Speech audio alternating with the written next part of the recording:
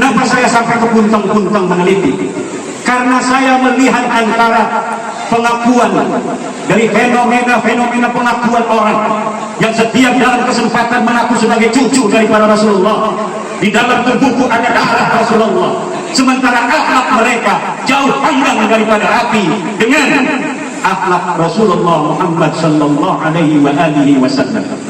Para sunan dari Wali Songo menyebarkan agama Islam datang, mereka melebur bersama pribumi, berasimilasi, mengadakan akulturasi dengan masyarakat setempat, sehingga tidak ada beda antara dia pendatang dari keluarga Wali Songo dengan masyarakat pribumi sendiri, sehingga Islam menyebar di tanah Indonesia ini sejak tahun 1400 sampai 1800, aminatan mutmainnah, aman dan tentram. Tidak ada merasa satu suku lebih tinggi daripada suku lainnya, tidak ada orang yang merasa satu ras lebih tinggi daripada ras lainnya.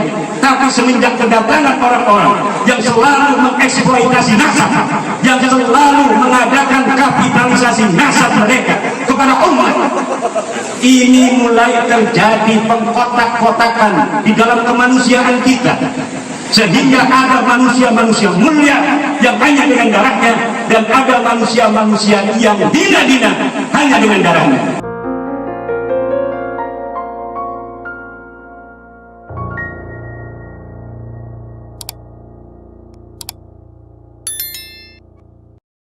Sallallahu alaihi wasallam. Kita di Kesultanan Banten, juga di Kesultanan Cirebon, memiliki 3 manuskrip. Antara satu manuskrip yang satu dengan manuskrip yang lainnya berbeda silsilahnya. Satu manuskrip menyebutkan bahwa Sunan Gunung Jati Syarif Hidayatullah adalah cucu Rasulullah melalui jalur Musa Al-Kazim. Manuskrip yang kedua, mangga kacamata, menyebutkan bahwa Sunan Gunung Jati Syarif Hidayatullah adalah cucu Rasulullah melalui jalur Al-Hasani Al-Jailani. Manuskrip yang ketiga, bahwa Sunan Gunung Jati Syarif Hidayatullah adalah cucu Rasulullah dari jalur Abdullah bin Ahmad Al-Muhajir, sama dengan para habaib di Indonesia ini. Dan untuk jalur yang terakhir ini, setelah saya teliti dengan seksama dalam waktu yang seperlu-perlunya, maka diketemukan adanya keterputusan riwayat selama 550 tahun, di mana Abdullah atau Ubaidillah sebagai anak Ahmad Al-Muhajir tidak dicatat oleh para ahli nasab yang sezaman dengan Ahmad bin Isa bahwa beliau punya anak yang namanya Ubaidillah. Kitab-kitab yang sezaman dengan Ahmad bin Isa menyebutkan bahwa Ahmad bin Isa hanya mempunyai 3 putra. Yang pertama adalah Muhammad, yang kedua adalah Ali, dan yang ketiga adalah Husain. Tidak ada anak yang bernama Ubaidillah seperti silsilah yang kita saksikan dari para habaib yang mengaku sebagai keturunan daripada Rasulullah Muhammad sallallahu alaihi wasallam. Baru pada tahun 895 Habib Ali As-Sakran menulis dalam kitabnya Al-Ghurfatul Musyiqah bahwa leluhur mereka yang bernama Ubaidullah adalah keturunan daripada Rasulullah Muhammad sallallahu alaihi wasallam. Jadi sejak wafatnya Ahmad bin Isa 345 Hijriah sampai tahun 895 Hijriah tidak ada satu manuskrip pun yang menyebutkan bahwa Ubaidullah adalah keturunan daripada Rasulullah Muhammad sallallahu alaihi wasallam. Maka secara ilmiah nasab-nasab mereka ini adalah nasab yang munqati', nasab yang terputus. Bisa dikatakan nasabun maudhu'un, bisa disebut nasabun dhaifun jiddan, bisa juga disebut nasabun batilun ghairu sahihin.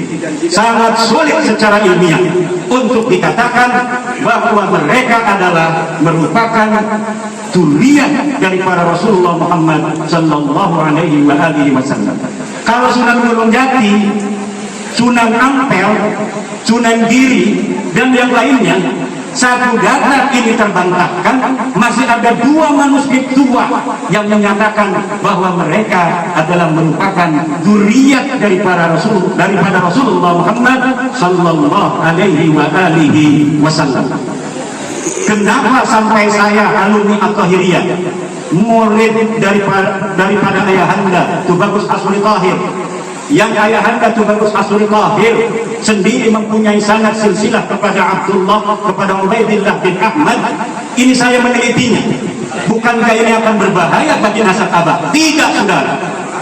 Karena nasab abah kepada Sunan Gunung Jati adalah sahih, muttafaq alaih, sementara nasab Sunan Gunung Jati kepada Rasulullah adalah mukhtalafun fihi baina salasi riwayatin, yaitu riwayat manuskrip Cirebon yang menyatakan bahwa Sunan Gunung Jati adalah merupakan turunan Musa Al-Kazim. Manuskrip yang kedua yang menyatakan bahwa Sunan Gunung Jati Syarif Hidayatullah adalah merupakan turunan daripada Al-Hasani Al-Jailani.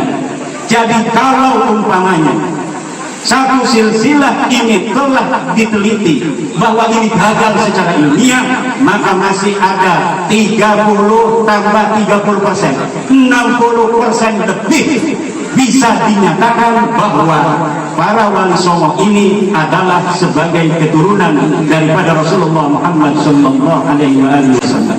Kenapa saya sampai ke puntang-puntang meneliti?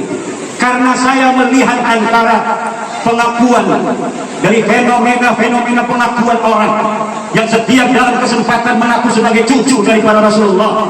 Di dalam tubuhku ada darah Rasulullah, sementara akhlak mereka jauh panggang daripada api dengan akhlak Rasulullah Muhammad sallallahu alaihi wasallam. Para sunan dari Wali Songo menyebarkan agama Islam datang, mereka melebur bersama pribumi, berasimilasi, mengadakan akulturasi dengan masyarakat setempat, sehingga tidak ada beda antara dia pendatang dari keluarga Wali Songo dengan masyarakat pribumi sendiri, sehingga Islam menyebar di tanah Indonesia ini sejak tahun 1400 sampai 1800, aminatan mutmainnah, aman dan tentram. Tidak ada merasa satu suku lebih tinggi daripada suku lainnya, tidak ada orang yang merasa satu ras lebih tinggi daripada ras lainnya. Tapi semenjak kedatangan orang-orang yang selalu mengeksploitasi nasab, yang selalu mengadakan kapitalisasi nasab mereka kepada umat, ini mulai terjadi pengkotak-kotakan di dalam kemanusiaan kita, sehingga ada manusia-manusia mulia yang hanya dengan darahnya, dan ada manusia-manusia yang dina-dina hanya dengan darahnya. Sementara agama kita, agama Islam, menjadikan kemuliaan itu bukan kepada darah. Kemuliaan itu adalah kemuliaan takwa. Tinggi derajat adalah ilmu. Siapa orang yang mau tinggi pangkatnya, maka dia harus berilmu. Siapa orang yang pengen jadi orang yang lebih mulia dari yang lainnya, maka dia harus bertakwa. Ini adalah ajaran Islam. Innallaha qad adhaba ankum ubiyatal jahiliyah. Al-insanu rajulan mu'minun taqiyyun wa fajirun saqiyyun. Allah telah menghilangkan dari kalian, wahai umat Islam, ubayyah al-jahiliyah, sifat-sifat jahiliyah yang menyebarkan bahwa ayah yang mulia adalah orang-orang yang harus dimuliakan. Ayah yang hina, keturunannya adalah harus menjadi orang-orang yang hina. Ini adalah ubayyah al-jahiliyah yang tidak boleh diterima oleh para santri dan harus dilawan. Kenapa? Selain bertentangan dengan agama Islam, juga bertentangan dengan sila-sila Pancasila, terutama sila kedua, kemanusiaan yang adil dan beradab. Kemanusiaan yang adil dan beradab itu apa artinya?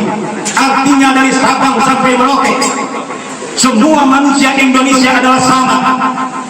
Bagi Indonesia tidak ada bedanya dia orang Banten, dia orang Aceh, dia orang Flores, dia orang Papua, dia orang Minang, dia orang Batak, dia orang Sunda. Semuanya adil, sebagai manusia yang mempunyai kesempatan yang sama di Indonesia ini. Ia bisa menjadi PJ gubernur, ia bisa menjadi camat, ia bisa menjadi bupati, ia bisa menjadi polisi, ia bisa menjadi TNI, ia bisa menjadi Kapolri.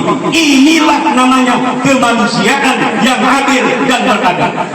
Kalau sebuah ajaran Islam ada satu item yang tidak sesuai dengan kemanusiaan itu sendiri, saya yakin suatu masa, suatu ketika Islam ini akan ditinggalkan masyarakat-masyarakat modern, masyarakat-masyarakat yang anti feodalisme, masyarakat-masyarakat yang anti akan kemuliaan dilihat dari sisi nasab, kemuliaan dilihat dari sisi darah yang tidak sesuai dengan ajaran agama Islam itu sendiri.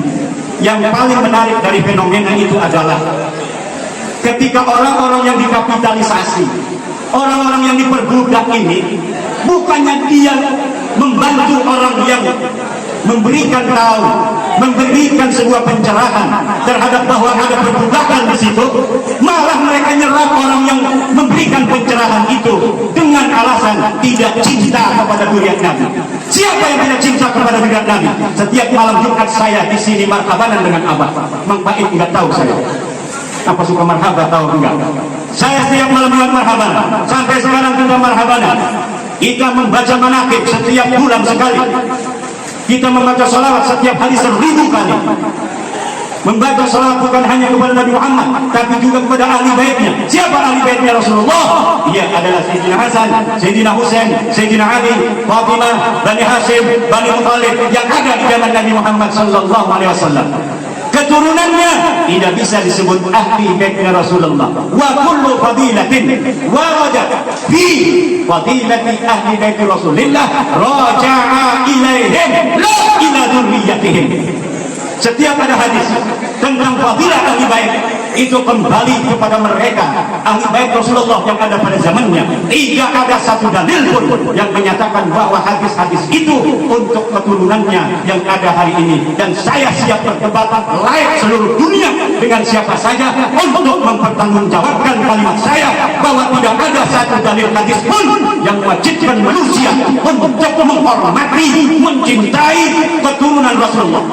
Tidak ada. Yang ada adalah wajib kita memuliakan ulama. Hadisnya banyak, ribuan hadis. Akrimul ulama fa innahum indallahi ulama. Ada enggak akrimul dzurriyyati fa innahum indallahi ulama? Tidak ada. Kalau ada yang menemukan hadis semacam itu untuk memuliakan dzurriyyah, silakan panggil saya dan kita tahrif itu hadis. Apakah hadis betul? Apa itu hanya hadis maudhu, bikin-bikinan? Apa saja yang ada mereka ceramahkan dari fadilah-fadilah mereka yang mengaku cucu Nabi adalah hadis-hadis palsu atau hadis sahih yang maknanya dirampas oleh mereka dari ahli bait untuk diberikan kepada mereka sendiri. Saya berani berdebat dengan siapapun 3 hari 3 malam untuk mempertahankan tesis ini. Pertama, tesis tentang keterputusan mereka sebagai mulia Nabi. Yang kedua, tentang kemuliaan ilmu dibanding kemuliaan darah dan nasab yang tidak diajarkan menurut ajaran Islam daripada Al-Quran dan Rasulullah Muhammad SAW dalam sunnah-sunnah. Inilah para santri terutama At-Tahiriyah yang kami At-Tahiriyah ini murid Abah. Abah ini ngajinya orang-orang Mekah, sangatnya muktasir kepada ulama-ulama besar Mekah. Syekh Amin Qutbi, Syekh Al-Masyar, Syekh Maliki, Syekh Abbas Al-Maliki dan sebagainya, Syekh Yasin Padang dan sebagainya. Kita bukan diajarkan bagaimana membaca kitab, tapi kita diajarkan bagaimana menganalisa kitab. Mereka berpendapat dengan kaul Ibnu Hajar bahwa Ibnu Hajar telah menyatakan bahwa Ubaidillah sebagai cucu Nabi. Tahun berapa lahirnya Ibnu Hajar? Beliau adalah ulama abad 10, abad 9. Bagaimana abad 10, abad 9 orang yang ada pada abad itu menjadi saksi kelahiran dari orang yang ada di abad keempat? Tidak bisa. Ibnu Hajar orang besar, tapi dalam masalah nasab perlu dalil dan perlu referensi. Dan inilah yang tidak dapat mereka temukan sampai hari ini. Demikian, wallahul muwaffiq. Karena ini permintaan dari Kiai Faiz. Mang Iman, tolong jangan sampai tidak membahas masalah nasab yang lagi viral. Siap, kata saya. Karena ini permintaan anak Abah, maka saya bahas masalah ini pada kesempatan ini dengan segenap doa. Mudah-mudahan ayahanda Bagus Ahmad Asri bin Tahir dan ibunda Manai Mahfudah, Allah terima amal ibadahnya, Allah ampuni segala dosa-dosanya, dan Allah tempatkan di tempat yang setinggi-tingginya dalam kasih sayang dan cintanya. Wallahul muwaffiq ila aqwamit thariq. Wassalamualaikum warahmatullahi wabarakatuh.